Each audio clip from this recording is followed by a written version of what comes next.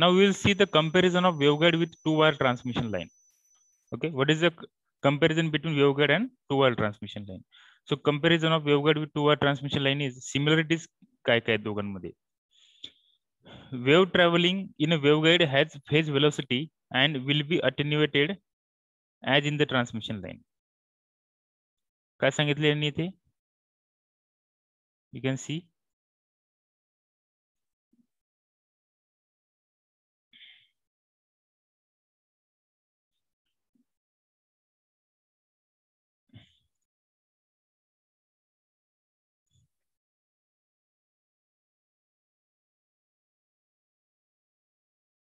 Wave traveling in a waveguide has phase velocity and it will be attenuated as in transmission line. So electromagnetic वेव्हचं काय होतं? Attenuation होतं. अटेन्युएशनचा अर्थ काय होतो की वेव्ह ही एका पर्टिक्युलर फ्रिक्वेन्सी नंतर डिस्टॉर्ट होते. एका पर्टिक्युलर फ्रिक्वेन्सी नंतर वेव्हचं काय होते? डिस्टॉर्शन होते. That is called attenuation. Okay, so if the frequency is below some lower frequency and higher than some higher frequency, so it get attenuated. Okay, so traveling when wave traveling in a waveguide has a phase velocity. त्याला काय असते? phase velocity असते, and due to that phase velocity it gets attenuated. Okay, when the wave reached the end of waveguide, it is reflected unless the load impedance is adjusted to absorb the wave. आता suppose एका ठिकाणून दुसऱ्या ठिकाणी जर अशी wave electromagnetic wave जर अशी travel होत असेल वेव्हगाईड मधून म्हणजे होलो मेटॅलिक पाईप मधून आणि सपोज हा पाईप जर क्लोज केलेला असेल, okay, this pipe is suppose close, then it gets reflected back. ती काय होते? रिफ्लेक्ट बॅक होते. ओके, जशी जर ती इकडून इकडे ट्रान्समिट झाली इथे ती रिफ्लेक्ट होऊन परत वापस येते. सो स्टेशनरी वेव्ह तिथे एक फॉर्म होते. Okay, so when wave reaches at the end of the waveguide it is reflected. ही काय होते? रिफ्लेक्ट होते. unless the load impedance is adjusted to absorb the wave. Suppose हा लोड जो impedance आहे हा आपण असा काही डिझाईन केला की इनकमिंग वेव्ह जर त्याने अब्झॉर्ब केली तर मात्र मग ती रिफ्लेक्ट होणार नाही. सो लोड जर अब्झॉर्ब करणारा नसेल तर ती इथे वेव्ह रिफ्लेक्ट होऊन ती परत वापस सोर्स कडे चालल्या जाते. Okay, that is the property of this electromagnetic wave through waveguide. Then any irregularity in a waveguide production, any irregularity in waveguide produces reflection just like an irregularity in the transmission line. Transmission line means what? Transmission line means wire. two wire transmission line म्हणजे काय? एक wire जो असतो जो आपला actual phase असतो आणि एक असतो जो ग्राउंड असतो. ओके, अर्थिंग साठी. या दोघांमध्ये जो पोटेन्शियल डिफरन्स असतो that is our two wire transmission line, ज्यामधून इलेक्ट्रिकल सिग्नल ट्रॅव्हल करतो. which signal travel through transmission line? Electric signal. Okay, and waveguide मधून काय ट्रान्समिट होणार आहे? waveguide मधून ट्रान्समिट होणार electromagnetic wave.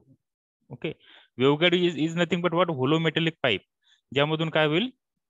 Electromagnetic wave travel करेल, मायक्रोवेव्ह सिग्नल प्रोपॅगेट होईल.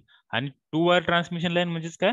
इलेक्ट्रिक वायर की ज्यामधून इलेक्ट्रिकल सिग्नल ट्रॅव्हल करतो और प्रोपॅगेट होतो. ठीक आहे, so that is the difference between electromagnetic wave and two wire transmission line, means waveguide and two wire transmission line.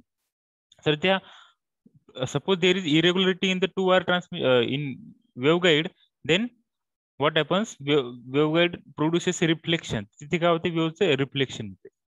Okay, इरेग्युलरिटीमुळे as like a in transmission line. तर transmission line मध्ये पण reflection होतं आणि waveguide मध्ये पण reflection होते. The next, when both incident and reflected waves are present in a waveguide, a standing wave pattern results as in a transmission line. So काय होते इथे? Suppose when both the incident and reflected waves are present, incident wave and reflected wave. Incident म्हणजे काय? आता ही wave इथे अशी incident होते एका पर्टिक्युलर सरफेस वर आणि ती परत काय होते? रिफ्लेक्ट होते. ओके, सो इन्सिडेंट आणि रिफ्लेक्टेड दोन्ही वेव्ह जर इथे एक्झिस्ट असेल, ओके, तर स्टँडिंग वेव्ह फॉर्म होते. काय फॉर्म होते? Standing wave. Okay, as in a transmission line. So these are the similarities between two wire transmission line and waveguide. Okay, the next dissimilarity काय त्यांच्यामध्ये? There is a cutoff value for the frequency of transmission depending upon the dimension and shape of the waveguide. वेव्हगाईडच्या shape आणि dimension नुसार यामध्ये cut off frequency असते. And only wave having frequencies greater than cut off frequency will be propagated. Hence waveguide act as a high pass filter with FC as a cut off frequency. म्हणजे काय waveguide मध्ये काय असते की आता suppose ही एक waveguide आहे की याचा एक एंड जो आहे, this is one of the waveguide. ही एक वेव्हगाईड आहे. त्या वेव्हगाईडच्या आतमधून इलेक्ट्रोमॅग्नेटिक सिग्नल काय करतो, ट्रॅव्हल करतो. पण या वेव्हगाईड मधून जो इलेक्ट्रोमॅग्नेटिक सिग्नल ट्रॅव्हल होईल तो इलेक्ट्रोमॅग्नेटिक सिग्नल एका पर्टिक्युलर फ्रिक्वेन्सीपेक्षा जर त्याची जास्त व्हॅल्यू असेल तरच तो प्रोपॅगेट होणार. अदरवाईज तो सिग्नल या वेव्हगाईड मधून प्रोपॅगेट होणार नाही. ठीक आहे. सो तो जो ती जी मिनिमम फ्रिक्वेन्सी असते, ज्या फ्रिक्वेन्सीच्या वरती जर फ्रिक्वेन्सी असेल सिग्नलची, इलेक्ट्रोमॅग्नेटिक सिग्नलची म्हणजे मायक्रोवेव्ह सिग्नलची, तरच तो त्या वेव्हगाईड मधून ट्रॅव्हल होईल. Otherwise no. तर त्या फ्रिक्वेन्सीला म्हणतो कट ऑफ फ्रिक्वेन्सी. ओके. आणि ती फ्रिक्वेन्सी कुठली असते? Only wave having frequency greater than cut off frequency. जर बाकी या कट ऑफ फ्रिक्वेन्सी पेक्षा जर जास्त फ्रिक्वेन्सी असेल सिग्नलची तरच तो सिग्नल त्या वेव्हगाईड मधून काय होईल, ट्रान्समिट होईल. Are you getting it? So that is the dissimilarity between two-wire transmission line and waveguide. two-wire transmission line मधून minimum frequency 50 hertz frequency signal पण ट्रॅव्हल होऊ शकतो किंवा 0 हर्ट्ज फ्रिक्वेन्सीचा सिग्नल पण ट्रॅव्हल होऊ शकतो. 0 हर्ट्ज फ्रिक्वेन्सीचा सिग्नल म्हणजे कुठला? DC current. Okay. that can transmit through two-wire transmission line, but from waveguide we need very high frequency of the micro signal to propagate. Then next,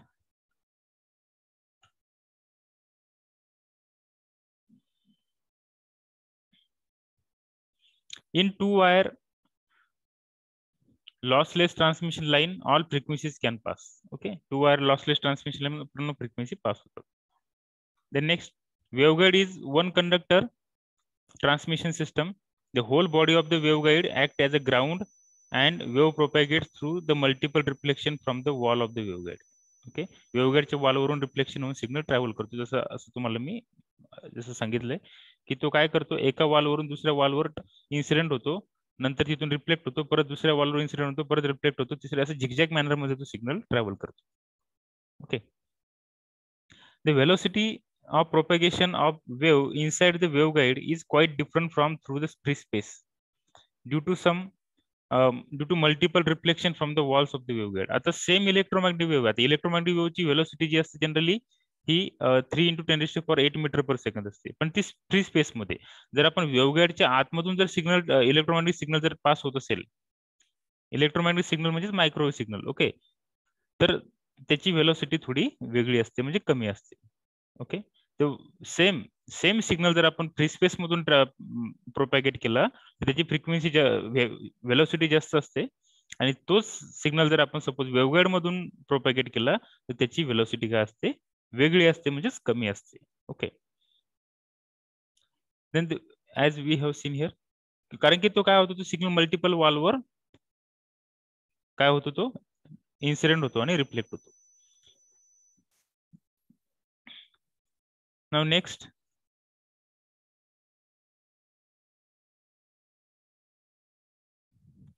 the system, in waveguide, wave impedance which is analogous to the characteristic impedance of two-wire transmission system. जे characteristic impedance असते ते characteristic impedance जे आहे, okay, म्हणजे ज्याला आपण combined resistance म्हणतो, offered by multiple elements, तर ते वेव्हगाईड मध्ये wave impedance which is analogous to the characteristic impedance of two wire transmission line. जसं जे वेव्हचं इम्पेडन्स असते यामध्ये, तसं टू वायर ट्रान्समिशन लाईन मध्ये कॅरेक्टरिस्टिक इम्पेडन्स असते. Okay, that we will see in next upcoming topic. The system of propagation in waveguide is in accordance with the field theory. Wave theory जी असते ती wave थेरीच्या accordingly transmission होईल. while that in transmission line it is accordant with the circuit theory. इथे दोन theory असतात, एक wave theory.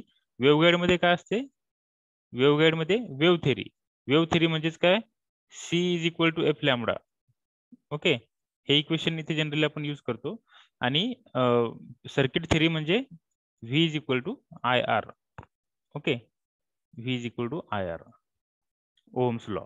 आणि इथे हे इक्वेशन आपण यूज करतो वेव्हगाईड मध्ये किंवा वायरलेस ट्रान्समिशन मध्ये. It is for two wire transmission line. If one end of the waveguide is closed using a shorting plate, there will be reflection and hence standing waves will be formed. Standing wave याच्यामध्ये form होतात waveguide मध्ये जर एक end त्याचा close असेल तर.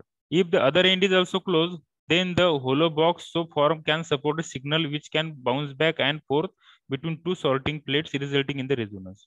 या दोनही प्लेट आपण क्लोज केला आणि अशी पेटी जर तयार केली ते यामध्ये सपोज सिग्नल इन्सर्ट केला आणि त्यानंतर असा सिग्नल जर यामध्ये आपण सोडला तर तिथे काय होईल, बाउन्स बॅक इन्सिडेंट आणि रिफ्लेक्शन, बाउन्स बॅक होईल, स्टँडिंग वेव्ह फॉर्म होईल आणि एक रेझोनन्स ऑकर होईल आणि हाय एनर्जी याच्यामध्ये काय होईल, प्रोड्यूस होईल. So that is the property of this two wire transmission line and waveguide. Okay, so now next is a comparison. What are the comparisons of waveguide and two wire transmission line? Waveguide is what? It is a hollow metallic pipe. So एक hollow metallic pipe which carries the electromagnetic energy or micro energy. And two wire transmission, it is a conductor which carries electrical energy. Waveguide can handle more power.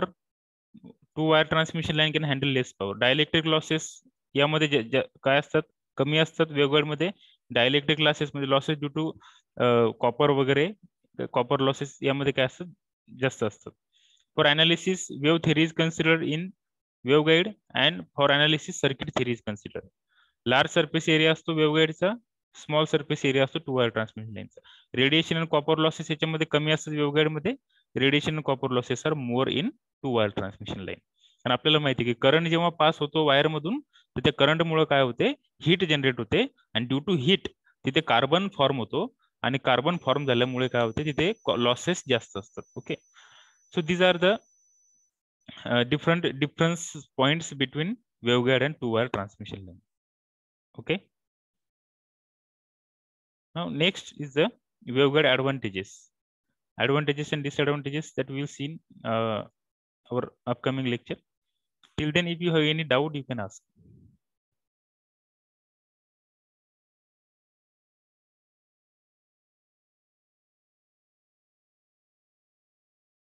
Yes.